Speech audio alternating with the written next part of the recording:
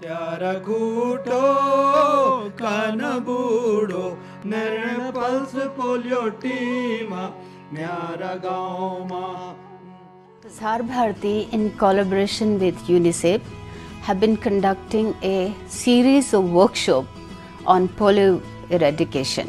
All India Radio and Doordarshan being the largest network in the country and having access to the remotest area and the most urban city in the country, this electronic media becomes very effective and powerful in educating the masses about polio and its risk factors. Workshop से एक तो हमें नए तरह के ideas मिलते हैं कि how to reach to the masses. जैसे हम पब्लिक ब्रॉडकास्टिंग सर्विस में हैं तो हमारा मेन उद्देश्य यही रहता है कि हम कैसे उन्हें डायरेक्ट हिट कर सकें. तो इस वर्कशॉप के दौरान जो हमें एक प्रैक्टिकल कुछ एक्सरसाइजेस करने को दिए हैं, उनकी वजह से मन के जो विचार हैं उनके माध्यम से हम अपने मासेस तक, जनसाधारण तक पहुंचने में अब ज़्यादा सक्षम हो पाएंगे.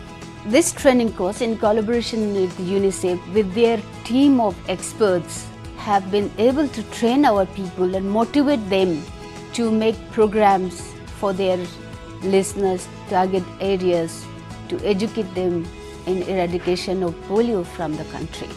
व्यक्तिगत स्तर पे मुझे लगा कि मीडिया कर्मी होने के अलावा एक जागरूक समाज के नागरिक होने के नाते हमें भी पोलियो के उन्मूलन के लिए थोड़ा और गंभीर होना पड़ेगा और उस गंभीरता के साथ पोलियो जैसी एक खतरनाक बीमारी को दूर करने के लिए कुछ रोचक और श्रोताओं के दिल दिमाग तक पहुंचे ऐसे कार्यक्रम बनाने चाहिए. All this series of workshops we have conducted is quite very successful, and we get the feedback from the trainees. They are motivated and it has enhanced their horizon and understanding about the issue concerning polio eradication.